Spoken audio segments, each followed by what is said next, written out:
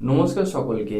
তো বন্ধুরা, এই মুহূর্তে সকল মোহনবাগান সমর্থকদের মনে এই একটা প্রশ্নই হয়তো ঘোরাফেরা করছে, যেটা হলো মোহনবাগান দল কোচ সের্জিও লোবেরার আন্ডারে কবে কম্পিটিটিভ ম্যাচ খেলতে নামবে, আর সেই কম্পিটিটিভ ম্যাচে মোহনবাগান দলের প্লেইং ইলেভেনই বা কেমন হবে। তো এই ভিডিওতে এই বিষয়টাই বিস্তারিত আলোচনা করবো এই ভিডিওতে। আর এই যে কোচ সের্জিও লোবেরার আন্ডারে মোহনবাগান দল কেমন খেলবে বা প্লেইং ইলেভেনটা কেমন হবে, সেই সবটা হয়তো আমার সঙ্গে কোচ সের্জিও লোবেরা নাও মিলতে পারে। না মেলার চান্সটাই সব থেকে বেশি, কারণ তিনি একজন ফুটবল কোচ আর আমি একজন কন্টেন্ট ক্রিয়েটার। তো আমার সঙ্গে তার মিলটা হয়তো খুব একটা বেশি হবে না, তবে আমি আমার মতটা তোমাদের সঙ্গে শেয়ার করছি, আর তোমাদের মতটাও তোমরা অবশ্যই কমেন্টে আমার সঙ্গে শেয়ার করতে পারো। তো চলো ভিডিওর মেন টপিকে যাওয়া যাক। আর ভিডিও শুরুর আগে তোমাদের কাছে একটা রিকোয়েস্ট, তোমরা যারা আমাদের চ্যানেলে প্রথমবারের জন্য এসেছো তার চ্যানেলটাকে সাবস্ক্রাইব করে তার পাশের বেল আইকনটাকে অন করে দিও, কারণ আমাদের এই চ্যানেল থেকে তোমরা খেলা সংক্রান্ত সমস্ত আপডেট পেয়ে যাবে। তো প্রথমে এই মোহনবাগান দলের কিছু বর্তমান অবস্থা নিয়ে কথা বলি। দেখো, গত বছরের মতো এই বছরেও কিন্তু মোহনবাগান দল হতে চলেছে আইএসএল চ্যাম্পিয়ন। এবার দেখো, তোমরা যারা মোহনবাগান হেটার্স আছো তারা হয়তো বলবে যে তুমি এখন থেকে বলে দিলে, এইসব আলতু ফালতু কথা বলো না, এরকম অনেক কিছু কমেন্ট আসবে, আমি জানি। কিন্তু দেখো, একটা বাস্তব জিনিস যে এই মুহূর্তে আইএসএল এর সমস্ত দলের পরিবর্তন হয়েছে। বিদেশিরা অনেক সময় ছেড়ে চলে গেছে, অনেক সময় প্লেয়ারদের স্যালারি দিতে পারেনি, যে কারণে কিছুদিন প্র্যাকটিসও বন্ধ ছিল, অনেক অনেক ডামাডোলের মধ্যে দিয়ে গেছে। কিন্তু সেদিক থেকে দেখতে গেলে মোহনবাগান দলের এইরকম কোনো সমস্যা হয়নি, হওয়ার কোনো চান্সও আসেনি। এবং মোহনবাগান দল সমস্ত প্লেয়ার বলো, কোচের বলো, স্যালারিও ঠিকঠাকভাবে দিয়ে গেছে। এমনকি সেই সঙ্গে প্র্যাকটিসও মোহনবাগান দল অনেক দিন ধরে করছে। লাস্ট ইস্টবেঙ্গল দলও ভালো প্র্যাকটিস করছিল, তবে দুজন প্লেয়ার কিন্তু ইস্টবেঙ্গল দল ছেড়ে দিয়েছে। তার মধ্যে একজন হিরোশি ইবুসুকি এবং আরেকজন হলো হামিদ আদার। তো এই দুটো প্লেয়ারের রিপ্লেসমেন্ট আবার ইস্টবেঙ্গল দল নেবে। তো যে প্লেয়ারকেই আনুক না কেন, তাকে তো আবার নতুন করে ম্যাচ ফিট হতে হবে, দলের সঙ্গে তাকে মানিয়ে নিতে হবে, এইসবের সময় লাগবে। তো সেদিক থেকে দেখতে গেলে ইস্টবেঙ্গল দল কিছুটা যেন পিছিয়ে পড়েছে চ্যাম্পিয়ন হওয়ার দিক থেকে, এখন থেকে সেটা বলাই যায়। তবে খেলাটা মাঠে হয়, পারফরমেন্স যে দল যেমন দেবে সেই দল তেমনই রেজাল্ট করবে, আর সেই দলের ফাইনাল বা সব শেষে গিয়ে পজিশনটাও সেই রকম জায়গাতেই থাকবে, সেটা আলাদা কথা।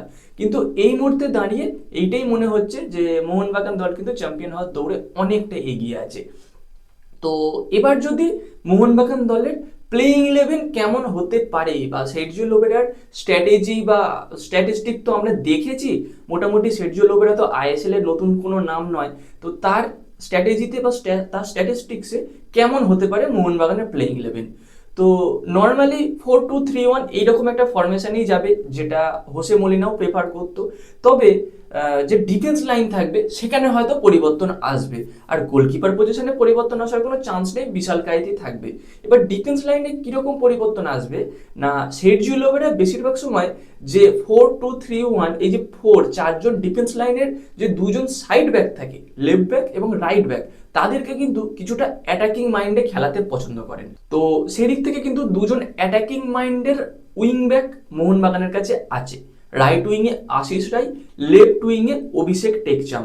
তো সুভাশিস বোস কোথায় যাবে, এইটা একটা প্রশ্ন আসতে পারে। তো সুভাশিস বোসকে কি ড্রপ করবে? এত বড় রিস্ক বা এত বড় সিদ্ধান্ত হয়তো সের্জিও লোবেরা নেবে না। তাই হয়তো লেফট ব্যাক পজিশনে সুভাশিস বোসই শুরু করবে, আর রাইট ব্যাক পজিশনে আশিস রায়ের জায়গায় শুরু করবে অভিষেক টেকচাম। অভিষেক টেকচাম কিন্তু রাইট ব্যাকেও খেলতে পারে।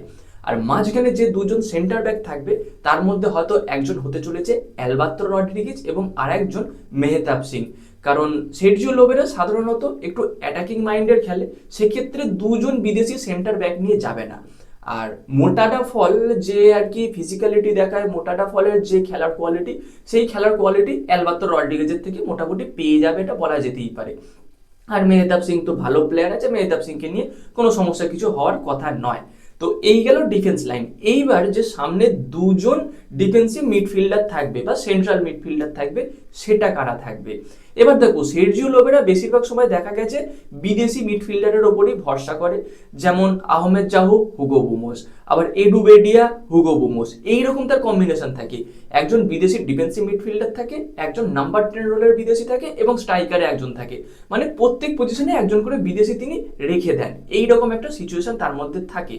কিন্তু এই জায়গায় দাঁড়িয়ে মোহনবাগান দলে কিন্তু কোনো বিদেশি সেন্ট্রাল ডিফেন্সিভ মিডফিল্ডারও নেই বা সেন্ট্রাল মিডফিল্ডারও নেই, কিন্তু দিমিত্রি পেত্রাদোস এই একটা প্লেয়ার আছে যে কিন্তু সেন্ট্রাল মিডফিল্ডার পজিশনে খেলতে পারে, তাকে খেলানো যেতে পারে, ট্রাস্ট করা যেতে পারে। আর যেটুকু দেখা যাচ্ছে শোনা যাচ্ছে সেটা হলো দিমিত্রি পেত্রাদোস কিন্তু এই বছর সের্জিও লোবেরার আন্ডারে দারুণ খেলছে, নাকি সেই প্রথম বছর যেমন ফর্মে ছিল সেই রকম ফর্মেই তাকে দেখা যাচ্ছে। প্র্যাকটিস ম্যাচগুলোতেও ভালো খেলছে, দুটো একটা করে গোল করছে, অ্যাসিস্ট করছে, এইরকম কিন্তু খবর আসছে। তো সেদিক থেকে দেখতে গেলে আপুইয়ার পাশে কিন্তু দিমিত্রি পেত্রাদোসকে ব্যবহার করা যেতেই পারে, এটা খুব একটা সমস্যার কিছু হবে না। বা কিভাবে খেলা বের করে আনবে পেত্রাদোসের থেকে সেই দায়িত্বটা কিন্তু এই মুহূর্তে থাকতে চলেছে সের্জিও লোবেরার ওপরে। তো আমার যেটা মনে হয় আপুইয়ার পাশে কিন্তু দিমিত্রি পেত্রাদোসকে রেখে স্টার্ট করানো যেতেই পারে। এইবার যে তিনজন মিডফিল্ড পজিশনে থাকবে, মানে একজন রাইট উইং, একজন লেফট উইং এবং আর একজন ক্রিয়েটিভ মিডফিল্ডার, সেই পজিশনে যে থাকবে, তো দেখো লিস্টন কোলাসোর একটা জায়গা এখানে থাকছে, আর লিস্টন কোলাসোকে ব্যবহার করবেই করবে। তার কারণ কি না, গত বছর যখন উড়িষ্যা এফসিতে কোচিং করিয়েছে সের্জিও লোবেরা, তখন কিন্তু লিস্টন কোলাসোকে খুব ভাবে চেয়েছিল যে তার দলে খেলানোর জন্য। মানে নিশ্চয়ই লিস্টন কোলাসোর মধ্যে কিছু একটা দেখেছে সের্জিও লোবেরা, যেটা তার মধ্যে থেকে সে বের করে আনতে চেয়েছে, কিন্তু মোহনবাগান দল লিস্টন কোলাসোকে ছাড়েনি। তবে এই মুহূর্তে লিস্টন কোলাসো কিন্তু খেলবে সের্জিও লোবেরার আন্ডারে, তাই লিস্টন কোলাসোর খেলাটা বের করে আনবে সের্জিও লোবেরা, কোলাসোকে কিন্তু বাদ দেওয়া যাবে না। আবার সেই দিকে দেখতে গেলে রবসন রবিনও আছে, আবার রাইট উইং এর প্লেয়ারও কিন্তু রয়েছে মনবীর সিং, আবার নাম্বার 10 রোলে খেলতে পারে জেসন কামিংস। তাহলে এই জায়গায় কে খেলবে? দেখো এই যে তিনজন সামনে থাকছে, এই তিনটে জায়গা নিয়ে একটু চেঞ্জ হতে পারে। যেমন লেফট উইংয়ে দেওয়া গেল রবসন রবিনোকে, রাইট উইংয়ে দেওয়া গেল লিস্টন কোলাসোকে, এবং মাঝখানে রবসন রবিনো, আর সামনে একজন স্ট্রাইকার হিসাবে যে জেমি ম্যাকলারেন। আর জেমি ম্যাকলারেনকে অপছন্দ করার জায়গা হয়তো সের্জিও লোবেরা নেই। জেমি ম্যাকলারেনও যথেষ্ট কোয়ালিটি প্লেয়ার, তাকে বল সাপ্লাই ভালোভাবে দিলে সে কিন্তু গোলে কনভার্ট করতে পারে, এইটা কিন্তু হতে পারে। আবার এমনও হতে পারে যে মনবীর সিংকে রাইট উইং, লিস্টন কোলাসোকে লেফট উইং, আর মাঝখানে রবসন রবিনো খেলে গেল। এবার মনবীর সিংকেও একটা খেলানোর চান্স থাকছে, কারণ মনবীর সিংকেও কিন্তু সের্জিও লোবেরা খুব পছন্দ করে। সুপার সাব হিসাবে আমরা ব্যবহার করতে দেখেছি অনেক আগে, যখন এফসি গোয়া দলের কোচিং করাতো সের্জিও লোবেরা, তখন কিন্তু সুপার সাব হিসাবে মনবীর সিং আসতো, গোল করতো, গোয়াকে ম্যাচ জেতাতো। এইরকম পজিশন কিন্তু আমরা তার থেকে দেখেছি, মানে এইরকম একটা সিচুয়েশন। তো সেদিক থেকে দেখতে গেলে মনবীর সিং এরও একটা ব্যবহার করার পসিবিলিটি থাকছে। তবে এই আপফ্রন্টে যে স্ট্রাইকার থাকবে সেটা জেমি ম্যাকলারেন থাকবে, এটুকু নিশ্চিত। তবে মাঝখানে যে তিনজন থাকবে সেই তিনজনের মধ্যে কিন্তু চেঞ্জ হবে। এবার জেসন কামিংসের উপর কতটা ট্রাস্ট করবে সেই নিয়ে কিন্তু একটা সন্দেহ আছে, কারণ তার থেকে হয়তো রবসন রবিনোর অপশনটা বেশি ভালো। তো এবার দেখা যাক, কম্পিটিটিভ ম্যাচ তো আর চলেই এলো, 1 মাস বাকি আইএসএল এর, সেখানে মোহনবাগান দল কেমন প্লেইং ইলেভেন নামায়।